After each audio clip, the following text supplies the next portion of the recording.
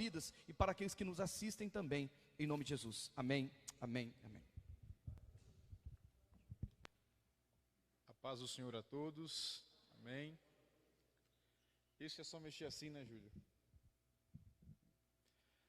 A todos que nos acompanham através da internet, das redes sociais ou do YouTube, abra sua Bíblia no livro de Apocalipse, capítulo de número 3,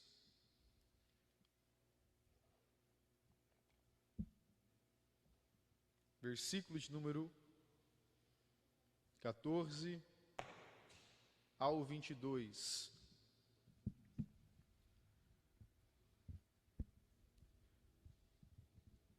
Livro do Apocalipse, capítulo de número 3, versículo de número 14 ao 22.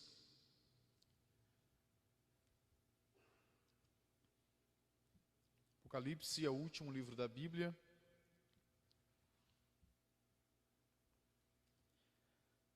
Diz assim: ao anjo da igreja em Laodiceia escreve: estas coisas diz o Amém, a testemunha fiel e verdadeira, o princípio da criação de Deus. Conheço as tuas obras, que nem és frio nem quente. Quem dera fosses frio ou quente.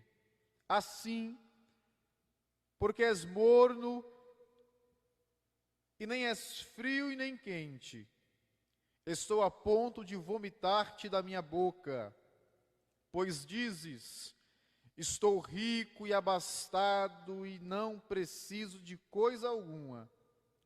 E nem sabes que tu és infeliz, sim, miserável, pobre, cego e nu. Aconselho-te que de mim compres ouro refinado pelo fogo, para te enriqueceres, vestiduras brancas para te vestires, a fim de que não seja manifesta a vergonha da tua nudez, e colírio para que ungires os olhos, a fim de que vejas. Eu repreendo e disciplino a quantos amo. Sê, pois, zeloso e arrepende-te. Eis que estou à porta e bato. Se alguém ouvir a minha voz e abrir a porta, entrarei em sua casa, cearei com ele e ele comigo. Ao vencedor, dar-lhe-ei sentar-se comigo no meu trono, assim como também eu venci e me sentei com o meu Pai no seu trono. Quem tem ouvidos, ouça o que o Espírito diz às igrejas. Amém? Eu estava até receoso quando eu recebi essa palavra, mas depois de domingo, eu tenho certeza que não tem cajado maior do que aquele. E aí eu fiquei mais tranquilo. O livro de Apocalipse, apesar do nome Apocalipse ser tema de fim do mundo, de catástrofes, nós vemos a indústria cinematográfica usar este nome para ligar a desastres naturais. Apesar de que o livro de Apocalipse, ele também trata das coisas finais, em um todo, ele não é apenas isso. Na verdade, o livro começa até que muito bem, quando a Bíblia diz que aquele que ouvir a palavra, aquele que lê, ouvir e praticar, ele será abençoado. Então, na sua totalidade, Apocalipse não é apenas o fim das coisas, não é apenas os acontecimentos finais. Existe, na verdade, muitas revelações que são contemporâneas nossas. E essas profecias, revelações que são contemporâneas nossa, do nosso tempo, até porque a palavra de Deus ela é eterna, então ela não tem prazo de validade. Ela não venceu ontem e não vai vencer amanhã, ela serve para a eternidade. Então, várias revelações deste livro, ele também se aplica aos nossos dias. A temática do livro de Apocalipse, quando nós começamos a ler, é perceptível ali nos primeiros capítulos, que o livro quer mostrar a grandeza, a majestade, a magnitude de Cristo, como sendo Ele o Deus Todo-Poderoso. Nos primeiros versículos, João fala da parte de Jesus, aquele que é o primogênito dos mortos, o príncipe dos reis da terra, aquele que tanto nos ama e em seu sangue nos lavou de todos os nossos pecados. E no desenrolar do livro nós vamos ver que a majestade de Cristo vai sendo enaltecida quando ele olha para João e fala: João, eu sou o Alfa, eu sou o Ômega, eu sou aquele que é, aquele que era, aquele que há de vir, diz o Senhor, o Todo-Poderoso. Jesus se manifesta de uma maneira muito poderosa nesse livro.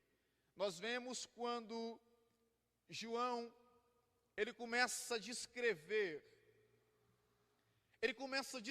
em detalhes aquele que ele estava vendo. E eu me lembro que quando eu tinha 14 anos, e eu li o primeiro capítulo de Apocalipse a primeira vez, eu não tinha entendido a referência.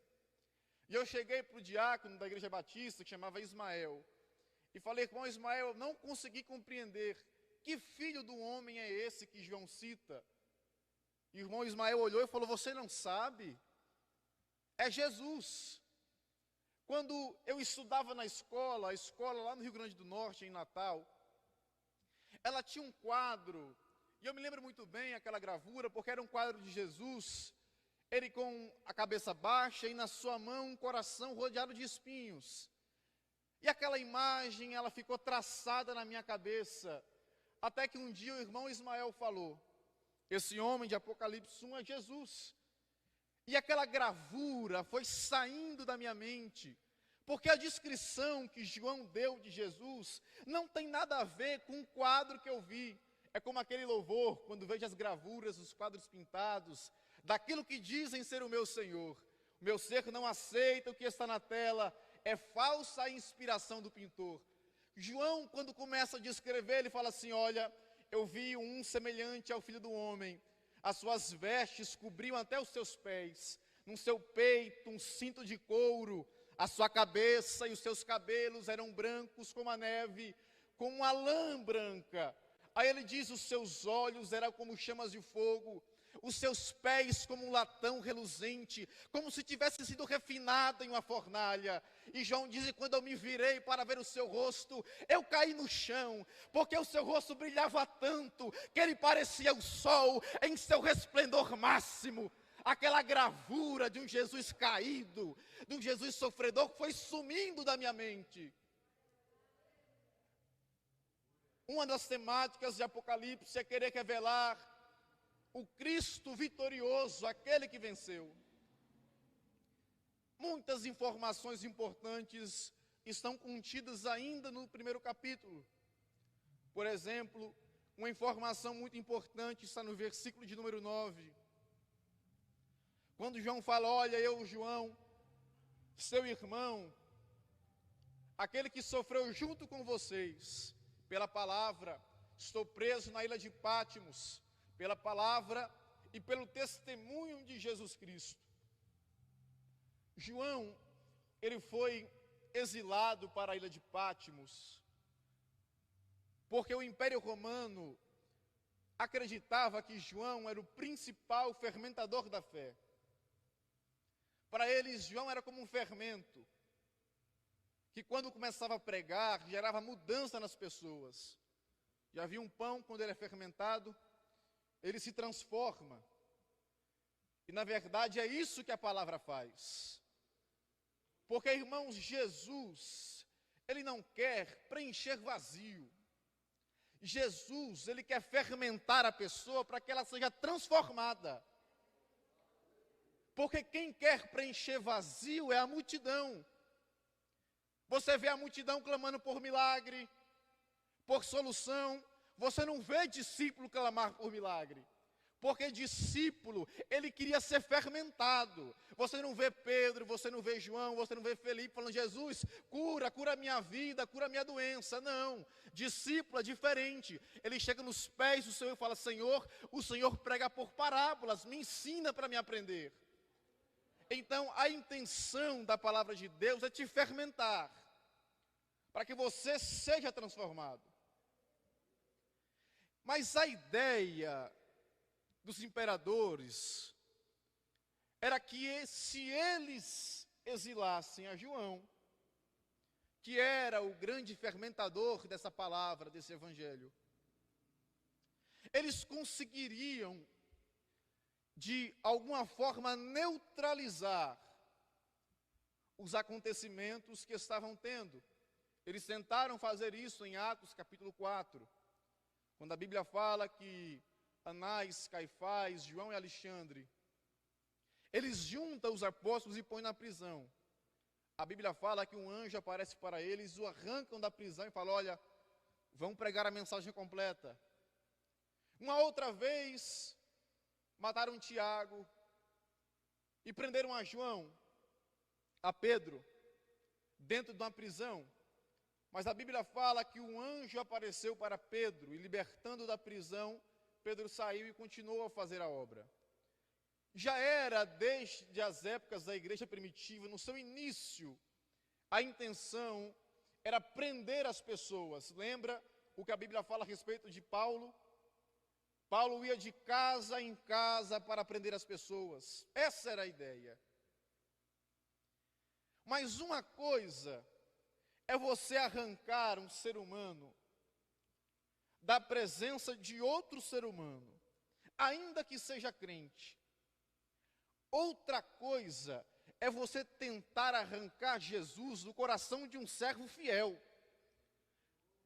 Irmãos, eles tentaram acabar com a palavra, colocando João dentro da ilha de Patmos. E olha a beleza que nos aconteceu. Um livro como este, quantas almas não foram alcançadas? Jesus falou assim: olha, eu não vim trazer paz para a terra, eu vim trazer espada. Aí ele interpreta a palavra, que ele mesmo fala assim: olha, porque a minha palavra causa divisão entre nora e sogra, entre irmão e irmã, entre amigo e amiga. Uma coisa é nós tentarmos separar dois crentes, um do lado do outro. Outra coisa é tentar separar Deus da vida de um justo. Um dia, o diabo chegou para Deus e falou: Deus, está vendo o teu servo Jó? Jó só te serve porque o Senhor abastece os seus campos, dar a ele prosperidade. Deixa eu tocar nos bens de Jó para você ver se eu não te separo dele de uma vez. O diabo começou, tocou na casa, tocou no campo, tocou nos filhos. A Bíblia fala que Jó rasga suas vestes, tira sua barba, rapa a sua cabeça. E ele começa a dizer: amaldiçoa o dia que ele nasce. E fazendo uma conjecturação, eu imagino o diabo reunindo todos os demônios, falando: vamos, venham ver a blasfêmia de um servo de Deus, para que todas as vezes que um servo de Deus se destacar na face da terra, nós lançarmos na cara de Deus essa blasfêmia. Mas antes de Deus aceitar esse acordo, essa aposta que o diabo fez, Deus pegou Jó, mediu a sua base e disse: está na rocha, pode tocar na sua vida, está na rocha, não tem como nos separar. Uma vez Caim ficou nervoso e disse: eu vou separar Abel de Deus de uma vez, eu quero ver como que Abel vai conversar com Deus. Caim mata Abel. De repente Deus chega a Caim: cadê Abel? E eu começo a conjecturar, imagino Caim por dentro falando: ai, separei, eu consegui, eu quero ver agora como é que Abel vai falar com Deus. Caim, O sangue de Abel conversa comigo. Cadê ele, Caim? Não tem como. Paulo falou, Paulo, o que separa nós do amor de Deus? A morte separa, não separa. O sangue de Abel clamou, não separa. As profundezas separa. E as profundezas? Jonas, capítulo 2. Eu fui lançado no fundo, no coração dos mares. A correnteza me arrastou, as ondas passavam por cima de mim. Eu estava no abismo. As águas envolveram a minha cabeça. Nas profundezas do abismo eu fui lançado. Aí Jonas fala, mas eu me lembrei do Senhor, aleluia, oh glória a Deus, oh glória a Deus. E a minha oração chegou até a ti, ó Pai. Não tem, irmãos, não tem como separar um crente da presença de Deus. Um dia Jacó estendeu as mãos e começou a abençoar os filhos, e de repente chegou a vez de Judá, e ele falou, Judá, você é um filhote de leão, Judá, mas quando você se deita, eles enxergam um leão grande. Eu quero ver quem é que vai tocar em ti, eu quero ver quem é que vai arrancar o cetro dos teus pés, até que se lá venha. Apocalipse, capítulo de número 5, versículo 5, um dos 24 anciões chegou para João e falou, João, não precisa chorar, João, Siló acabou de chegar, eis aí o leão da tribo de Judá, aquele que venceu e é digno de abrir o livro e de desatar os seus 7 selos. É impossível separar um homem da presença de Deus, um servo justo. A única maneira é justamente o que aconteceu em Laodiceia. A palavra chegou para João, para que João enviasse essa carta a 7 igrejas. E quando nós começamos a ler, nós vemos que em todas as igrejas anteriores, sempre tinha um elogio. A igreja de Éfeso, Jesus falou, olha, eu conheço as suas obras, a sua perseverança, e eu sei que vocês padecem pelo meu nome. A igreja de Esmirna, ele disse, olha, conheço as tuas obras, eu sei as suas tribulações, eu sei que você é pobre financeiramente, mas é rico. Pastor Júlio pregou aqui na terça-feira, se eu tenho reino, o que é que me falta? Eles tinham reino, vocês são ricos. Então suporta tudo, suporta a morte, que eu vos darei a coroa. Para a igreja de Tiatira, ele disse, olha, eu sei que vocês moram onde habita o trono. Pérgamo, eu sei que onde vocês moram habita o trono de Satanás. Mas vocês não negaram a minha fé. E não negaram o meu nome.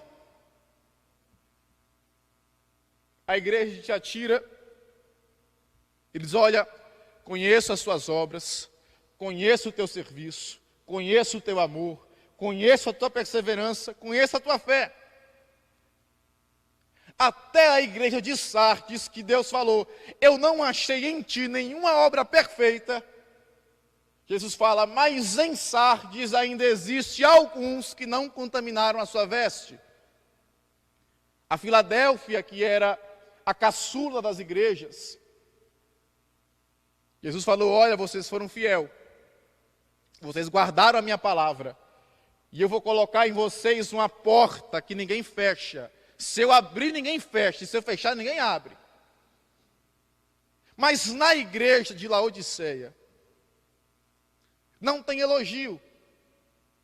Aliás, o único elogio que existe na igreja de Laodiceia foi a própria igreja que fez, que está aqui no versículo 17, pois diz, sou rico, não preciso de nada.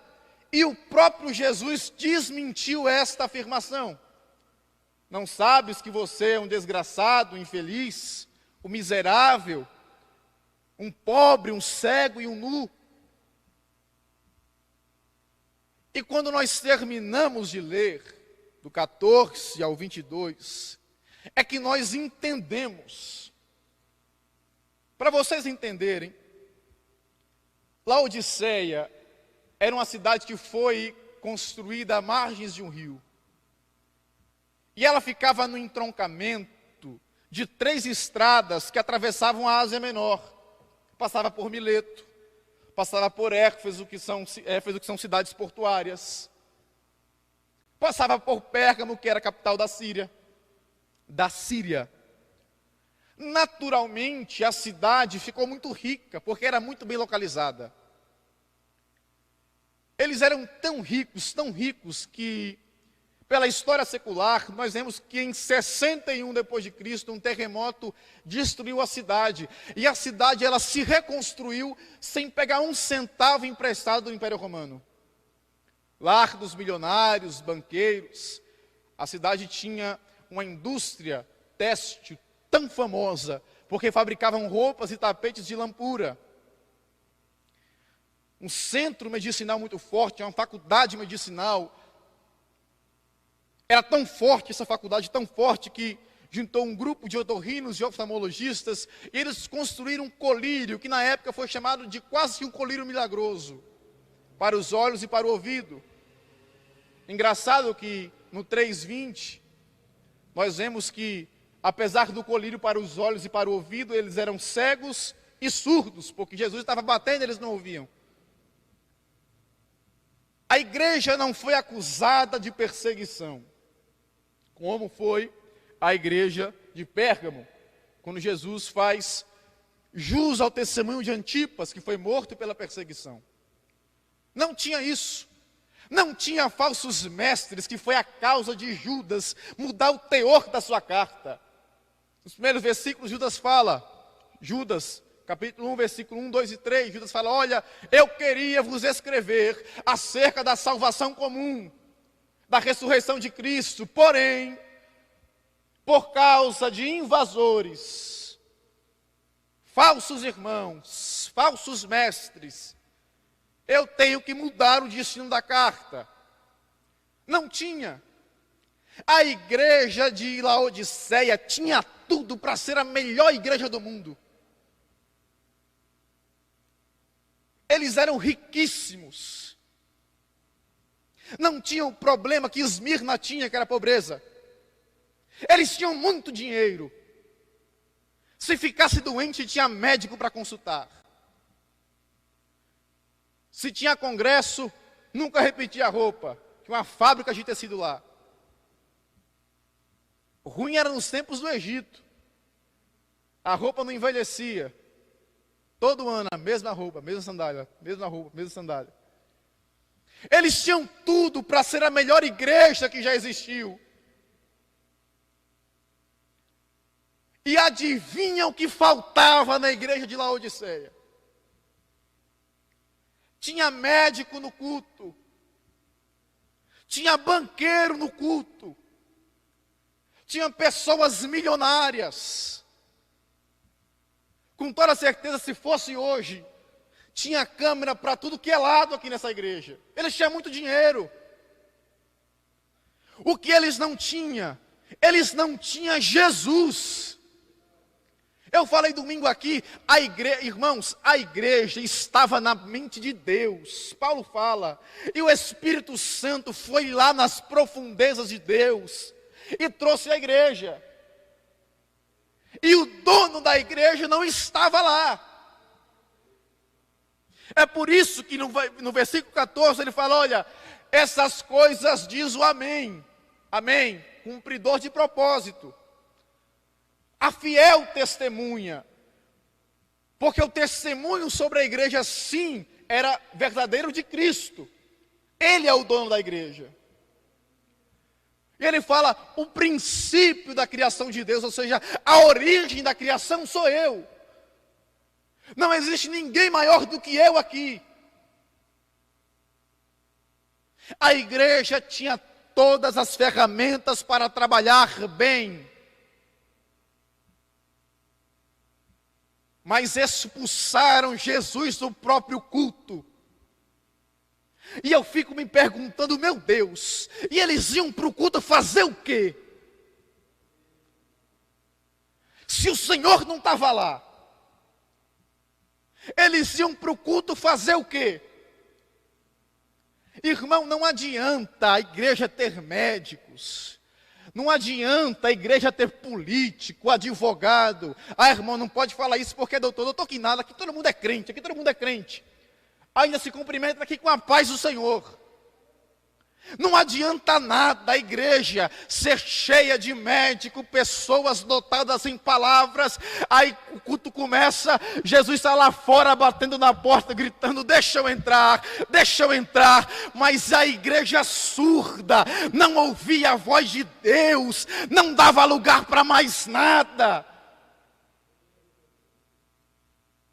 Falei, meu Deus, o que será que eles faziam na igreja, se o Senhor não estava lá? O que será que eles faziam na igreja, se a tua presença não habitava mais lá? Porque o Senhor estava do lado de fora. Impossível eles sentirem o Senhor se o Senhor estava lá fora. E eu comecei a me recordar de algumas coisas. Porque Jesus falou, olha, tu dizes, sou rico. Irmãos, eles achavam que eles não precisavam de mais nada. Sou abastado de tudo, não me falta mais nada. Eles acharam que eles possuíam tudo. E tem muita gente, infelizmente, fora de propósito, que busca carreira. Não é errado, muito pelo contrário, é mais do que certo. Que busca tudo e realiza sonhos. E eu vou buscar aquilo, e eu vou buscar isso. Pastor Júlio, uma vez pregando, falou, é preciso você compreender o ambiente, para entender qual é o propósito. E infelizmente tem muita gente fora de propósito. E eles vêm, isso é igual à multidão. A multidão, eles sempre chegavam aos pés de Cristo. Filho de Davi, tem misericórdia de mim. Eu não encontrei um em Atos dos Apóstolos da multidão, fazendo a obra de Deus ou realizando milagres. Eu não encontrei um que chegava nos pés, ó filho de Davi, tem compaixão de mim. E nós ficamos fora de propósito. Senhor, faz um milagre em mim. E viemos buscar todo dia, e viemos buscar milagres. E nós viemos buscar bênçãos. E nós viemos buscar transformação no trabalho. Senhor, me dá prosperidade na empresa. Isso não é errado, nem estou fazendo apologia à pobreza, muito pelo contrário. Mas a verdade é que tem muita gente fora do propósito de Deus. Que tiraram o foco daquilo que importa. Paulo falou para Timóteo, se eu não me engano, ou a Tito, ele disse, olha, eu não me envergonho nem um pouco das minhas aflições, porque eu sei que tudo que eu sofri foi pelo nome daquele que irá me recompensar. E as pessoas começam a caminhar fora de propósito. A igreja, irmão, cheio de médico, e o povo estava cego por dentro. Jesus falou, olha, vocês são ricos, mas compra de mim ouro refinado. Compra vestes brancas para que a tua nudez não apareça e te constranja. Está na hora da gente voltar aos propósitos originais. Está na hora da gente voltar aos propósitos do princípio. E não é difícil, irmãos, a gente identificar. É só lembrar o dia da nossa conversão. Cada palavra era um mistério. Cada culto era um culto glorificante. Era um culto diferente. Aí os anos vão passando. Começamos a passar pelos portos de Éfeso. Começamos a passar pelos portos de Mileto. Oh, glória a Deus. E palavra já não preenche mais. Nada mais preenche. Isso é falta de propósito. Sansão estava tão fora do propósito, que quando Dalila rapou a cabeça dele, e ele acordou, ele falou assim, E como das outras vezes me levantarei, me soltarei e vencerei os meus adversários. Aí a Bíblia traz um versículo tão triste e fala assim: e sem que percebesse, o Espírito de Deus já não estava mais com Sansão. Isso é gente fora de propósito.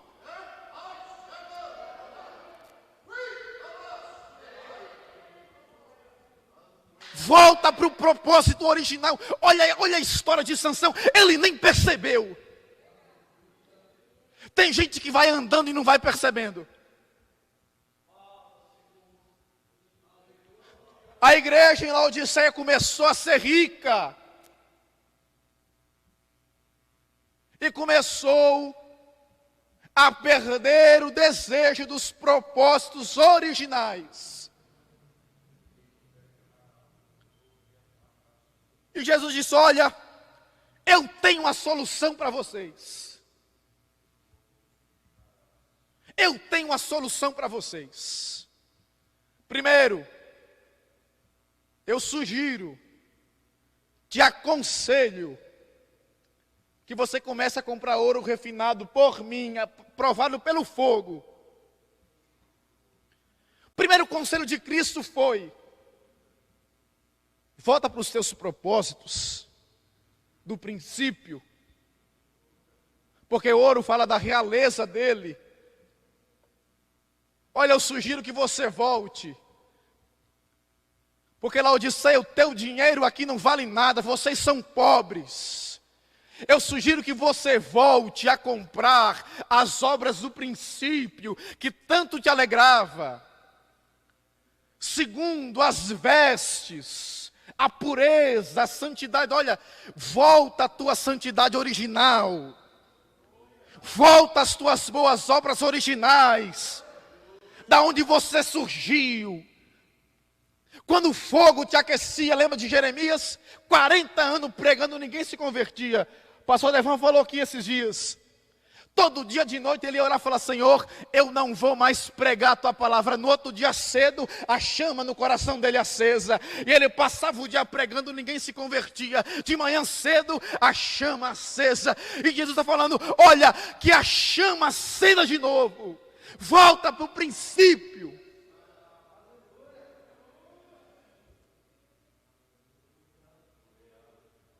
Pega o colírio. E não é o colírio do corpo, é o colírio da alma. Porque colírio do corpo farmácia vende. Seja popular ou seja de manipulação. Mas pega o colírio do Espírito, o remédio. Lembra de Gênesis 43, quando Jacó prepara o bálsamo e o mel para levarem para José, que ele nem sabia que era filho dele. O bálsamo era um remédio, o mel não é mel de abelha nem silvestre, nem campestre. O mel era um remédio que os soldados usavam na batalha. E Jesus olha para a situação da igreja em Laodiceia. Ele fala: olha, eu sugiro que vocês comprem colírio. Quando os irmãos de José chegaram no Egito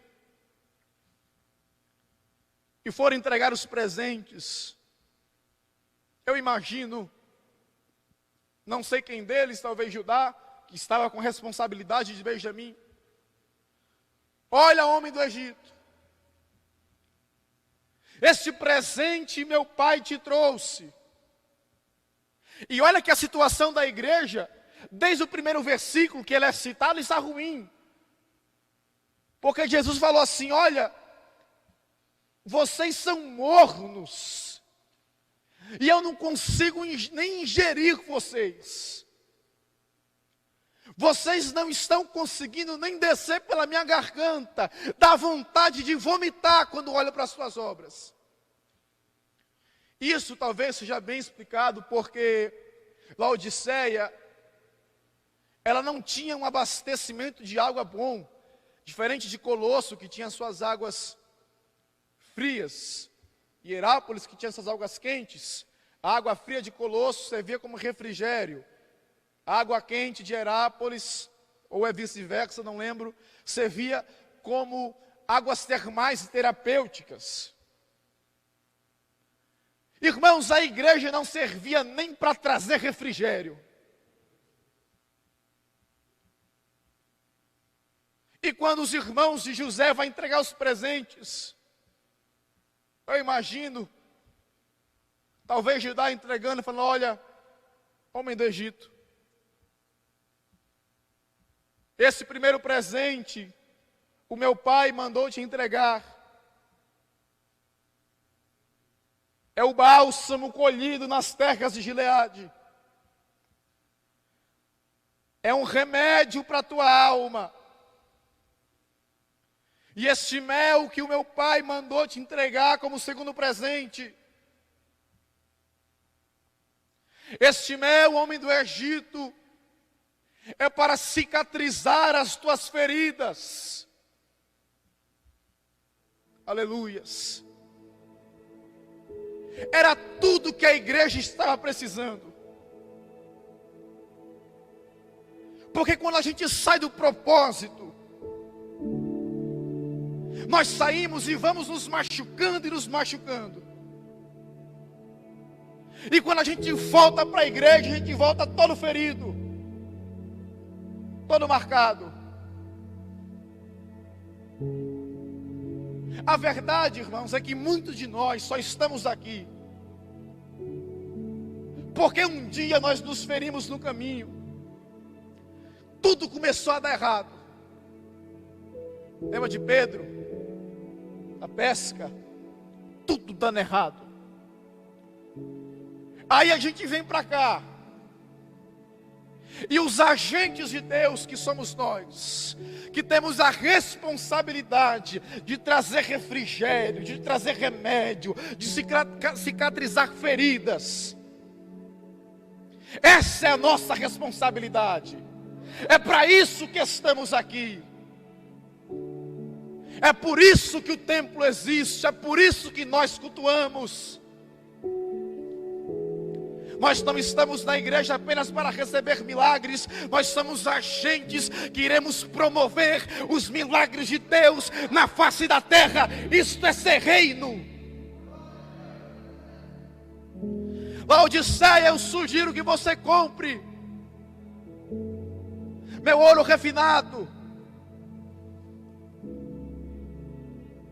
Aí vem um monte de gente, irmãos. Irmão, eu não faço a obra, mas é porque eu estou esperando ver algumas coisas para Deus me confirmar. Vem todo dia na igreja. Lembra de João 4? Aleluias. És porventura tu maior que o nosso pai Jacó, que fez esse tanque, esse poço? Ah, mulher, se tu soubesses quem é que te pede águas, aleluias. Se tu soubesse quem é que te pede águas, aleluias. Laodiceia tinha dinheiro, tinha tudo, tapete de lã, e Jesus lá fora batendo na porta. Ah, Laodiceia, se você soubesse quem é que bate na tua porta, o Espírito Santo de Deus vai gerar água corrente dentro de você. Tem gente que está igual Felipe. Irmão, eu estou esperando ver o Pai. E será que você não percebeu ainda que quando você vê o levita tocando teclado, você está vendo o Pai? Será que você não percebeu ainda que quando o pastor da igreja está pregando, você está vendo o Pai? Será que você não percebeu? O que é que te falta? O que é que te falta? Você não percebeu ainda que quando você vem no culto, esses arrepios, esse arrepio na alma, esse coração trêmulo, é o Pai se manifestando? Mas irmão, eu estou esperando ver uma manifestação maior do que a da palavra. Você vai descer a sepultura e não vai ver.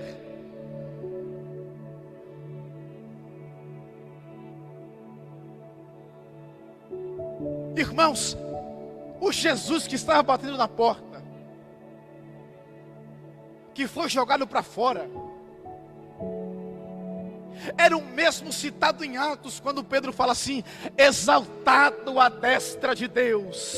Ele recebeu o Espírito Santo, que derramou aí o que vocês acabaram de ver, porque Davi não subiu ao céu, mas ele mesmo declarou: o Senhor disse ao meu Senhor: senta-te à minha direita, até que eu coloque os teus inimigos como estrado de teus pés. A este Jesus, israelitas, ouçam bem, a esse Jesus que vocês crucificaram, Deus o tornou Senhor e Cristo. Era esse que estava lá fora.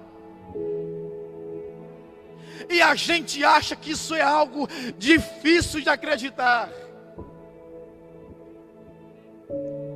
E quantas das vezes nós não colocamos as nossas necessidades pessoais na frente do propósito de Deus?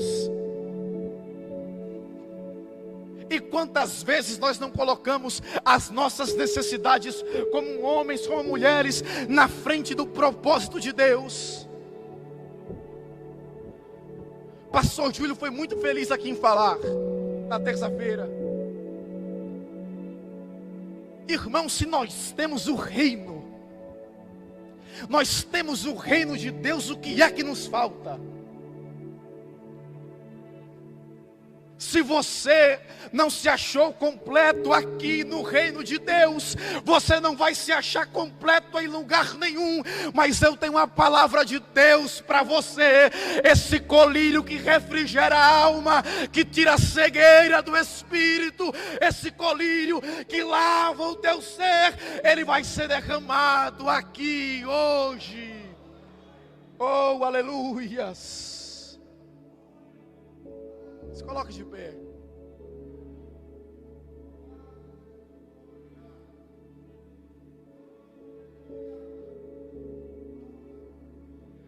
Mas irmão, não dá.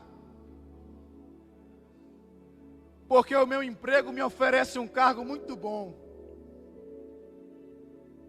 Irmão, não dá. Porque a faculdade onde eu estudo, lá é muito difícil e ela vai me proporcionar uma vida muito boa. E talvez Laodiceia pensasse assim: não dá para colocar Jesus para dentro de novo. Olha as nossas riquezas, olha a vida boa que nós temos, preciso de mais nada. Mas no versículo 21, e se isso não for suficiente para você, irmãos, nada mais vai ser. Aleluia, oh, glória a Deus. Ao vencedor dar-lhe-ei o direito de se assentar comigo no meu trono, assim como eu me assentei no trono de meu Pai. E quem tem ouvidos para ouvir, que ouça o que o Espírito diz às igrejas. Se o trono, a majestade, se a glória, se tudo que Cristo nos oferece não te for suficiente, nada mais será. Tem reino preparado para você, aleluias. Tem um reino preparado para você. É por isso que Paulo falou: Timóteo, em nenhum momento eu me envergonho das marcas que o Evangelho me causou, porque eu sei que o dono desse Evangelho, ele vai me recompensar. Tem um trono te esperando. Eu nunca ouvi dizer que o estado de calamidade de uma cidade separa um crente de Deus. Eu nunca ouvi dizer que um estado de alerta mundial à saúde separa um homem de Deus. Pergunta a Jonas se a profundeza do mar separou ele do seu Criador. E talvez você entrou aqui igual Jonas.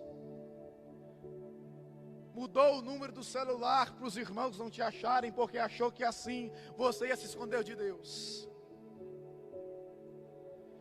saiu dos grupos da igreja, porque achou que assim Deus não ia te achar. Comprou uma passagem para Jope e falou: agora eu vou para o fim do mundo, que eu quero ver se ele vai me achar lá. Jonas disse: do ventre do inferno eu clamei, e o Senhor ali me achou. Aleluias. Oh glória a Deus, oh glória a Deus, oh glória a Deus.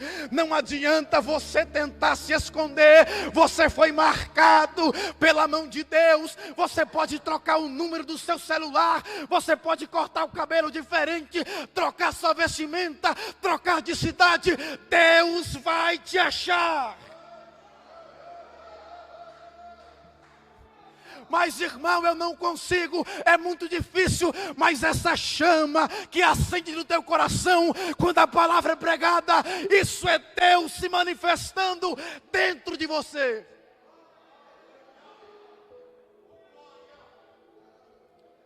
A morte de Abel não lhe separou de Deus, o seu sangue começou a chamar Deus.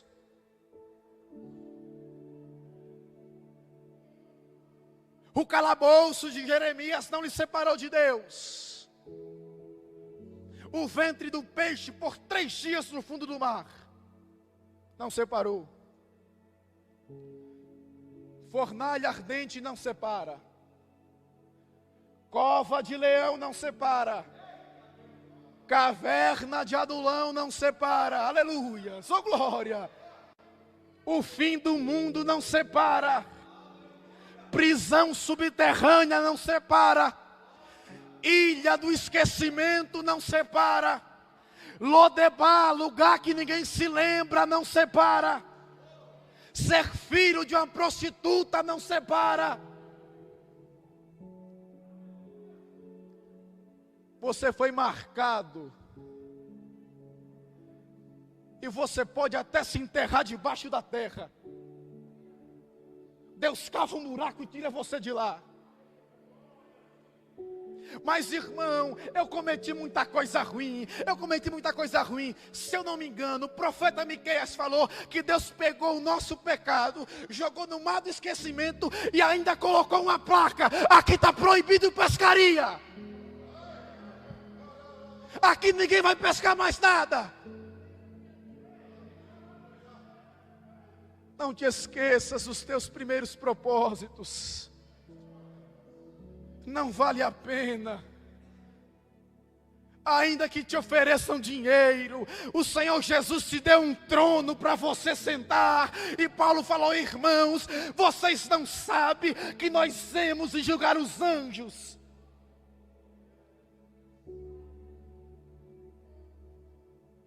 Deus tem um trono para você. Feche seus olhos.